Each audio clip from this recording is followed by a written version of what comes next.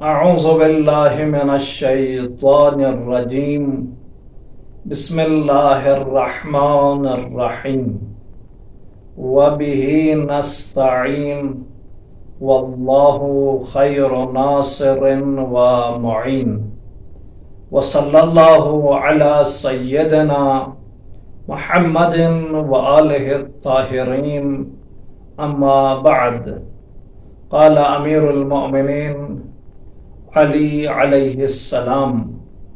ان الشیطان یسنی لکم طرقہ ویرید ان یحل دینکم عقدۃ عقدہ۔ میرے محترم سننے والوں، ماہ مبارک رمضان وہ عظیم مہینہ ہے جس میں شیطان مردود حضرت انسان کے آگے مغلوب ہو جاتا ہے، اللہ کے روزہ دار بندوں کے آگے ڈھیر ہو جاتا ہے، بے بس ہوتا ہے۔ اسے ماہ مبارک رمضان میں ذل و زنجیر کیا جاتا ہے، اسے اسیر کیا جاتا ہے ماہ مبارک رمضان میں۔ شیطان تو بہت زرنگ ہے، شیطان بہت فعال ہے، اس نے ابو البشر کو دھوکہ اور فریب دیا ہے، تو پھر کیسے ممکن ہے ماہ مبارک رمضان میں شیطان اسیر ہو؟ اس کی بہت ساری وجوہات ہو سکتی ہیں۔ ایک وجہ ہم نے گزشتہ کلپ میں بیان کی ہے، دوسری وجہ آج ہم بیان کریں گے۔ ماہ مبارک رمضان میں شیطان اسیر ہوتا ہے تو کیسے ہوتا ہے؟ دوسری وجہ، امیر المومنین فرماتے ہیں جب شیطان انسانیت پر حملہ کرنا چاہتا ہے، مملکت وجود انسانی پر اپنا تسلط حاصل کرنا چاہتا ہے، اپنے گرفت اور اپنے کنٹرول میں لینا چاہتا ہے، تو پھر یہ ایک دم سے پورے مملکت وجود انسانی پر اپنا تسلط نہیں جماتا، بلکہ آہستہ آہستہ قدم با قدم مملکت وجود انسانی کی طرف بڑھتا ہے اور بالش کر کے مملکت وجود انسانی میں تسلط حاصل کرتا ہے، اور یوں پورے وجود انسانی پر شیطان کا کنٹرول ہوتا ہے اور یہ انسان گمراہ ہو جاتا ہے۔ میرے محترم سننے والوں، جب انسان کو شیطان گمراہ کرنا چاہتا ہے تو پھر وہ قدم با قدم انسان کی طرف آگے بڑھتا ہے۔ جس طرح ایک بادشاہ یا انسان کسی ملک کو، شہر کو فتح کرنا چاہتا ہے تو ایسا نہیں ہے کہ ایک دم سے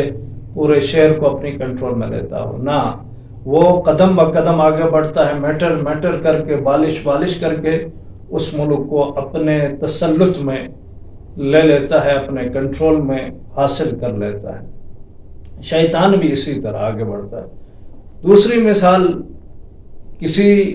گڑھ پر یا کسی رسی پر یا کسی دھاگے پر گرے بندی ہوئی ہوں، گڑھ بندے ہوئے ہوں، تو اس کو کھولنا ہو، 3-4 گڑھ اگر اس کے اوپر لگے ہوئے ہوں اور ان گرہ کو کھولنا ہو تو ایک دم سے چاروں کو نہیں کھولا جا سکتا، بلکہ ایک کر کے ان چاروں کو کھولا جاتا ہے، پہلے ایک کو، پھر دوسرے کو، پھر تیسرے کو، پھر چوتھے۔ شیطان بھی اسی طرح انسان کے دل میں جو اللہ سے محبت ہے، جو مودت ہے، اس کی گرہ کو ایک کر کے کھول دیتا ہے۔ جب شیطان مملکت وجود انسانی پر قابض ہونا چاہتا ہے تو پہلا قدم جو شیطان اس مملکت وجود انسانی کی طرف بڑھاتا ہے وہ یہ ہے کہ اس انسان کے دل سے مستحبات کے متعلق جو محبت کی گرہ اور گڑھ ہے اس کو کھول دیتا ہے۔ جب یہ انسان کے دل سے مستحبات کی محبت کی گرہ کو کھول دیتا ہے تو پھر یہ انسان مستحبات کو ترک کر دیتا ہے، یہ کہتے ہوئے کہ یہ مستحب ہے، واجب تھوڑی نہ ہے، اگر اسے انجام نہ دوں تو عقاب تھوڑی ہے، لہٰذا میں اسے انجام نہیں دوں گا۔ در واقع یہ کہہ نہیں رہا ہوتا، بلکہ اس کے زبان سے شیطان کہہ رہا ہوتا ہے، یہ کہتے ہوئے یہ مستحبات سے دور ہو جاتا ہے۔ پھر دوسرا قدم شیطان آگے بڑھاتا ہے مملکت وجود انسانی کی طرف، وہ یہ ہے کہ اس انسان کے دل سے مکروہات کی نفرت کی گرہ کو کھول دیتا ہے۔ جو انسان کے دل میں مکروہات کے متعلق نفرت ہے، اس نفرت کی گرہ کو کھول دیتا ہے، تو پھر اس انسان کو مکروہات کے متعلق نفرت نہیں ہو جاتی ہے اور یہ مکروہات کو انجام دینا شروع کر دیتا ہے، یہ کہتے ہوئے یہ مکروہ عمل ہے، واجب تھوڑی ہے، حرام تھوڑی ہے، لہٰذا یہ مکروہ ہے، اسے کروں تو عقاب تو نہیں ہے، عذاب تو نہیں ہے، لہٰذا میں مکروہ کو انجام دے دیتا ہوں، دوں تو گناہ نہیں ہے، نہ دوں تو ثواب نہیں ہے، لہٰذا میں مکروہ عمل کو انجام دیتا ہوں، یہ کہتے ہوئے یہ انسان مکروہات کا مرتکب ہو جاتا ہے۔ پھر تیسرا قدم شیطان انسان کی طرف آگے بڑھا کر اس انسان کے دل سے محرمات کی جو نفرت ہے اس کی گرہ کو کھول دیتا ہے۔ مملکت وجود انسانی کے دل میں جو محرمات کے لیے نفرت ہے اس کی گرہ کو کھول دیتا ہے، پھر یہ انسان محرمات کا مرتکب ہو جاتا ہے اور حرام کام، حرام فعل انجام دے دیتا ہے۔ چوتھا قدم اس انسان کی طرف شیطان بڑھاتا ہے وہ یہ ہے کہ جو انسان کے دل میں واجبات کے متعلق محبت کی گرہ ہے اس کو کھول دیتا ہے۔ جب اس گرہ کو، اس گڑھ کو کھول دیتا ہے تو پھر یہ انسان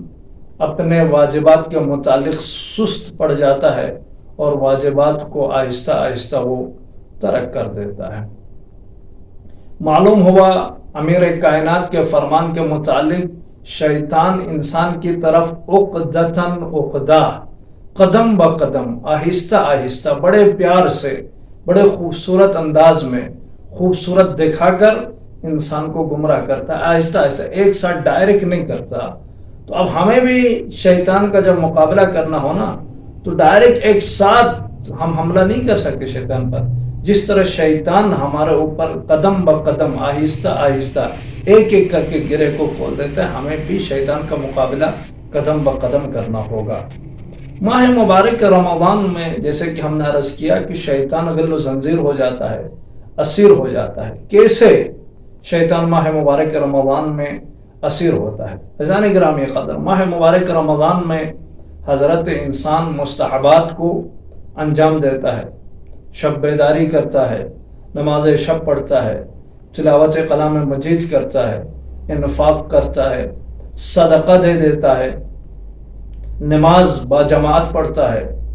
دروس سنتا ہے، زیادہ وقت مسجد میں گزار دیتا ہے، واجبات کو ٹائم پر ادا کرتا ہے، محرمات اور مکروہات سے انسان پرہیز کرتا ہے۔ ماہ رمضان میں انسان اپنے دلی رابطے کو جو کہ مکروہات، محرمات، مستحبات اور واجبات کی صورت میں ہے مضبوط کر دیتا ہے۔ جب انسان کا رابطہ ماہ مبارک رمضان میں مضبوط ہو جاتا ہے تو پھر شیطان اس انسان سے دور ہو جاتا ہے۔ کیوں؟ اس لیے کہ یہ انسان خدا سے قریب ہو رہا ہوتا ہے ماہ رمضان میں۔ تو ماہ مبارک رمضان میں شیطان کے اسیر ہونے کی وجہ یہ ہے کہ ماہ مبارک رمضان میں انسان مستحبات کو انجام دے کر،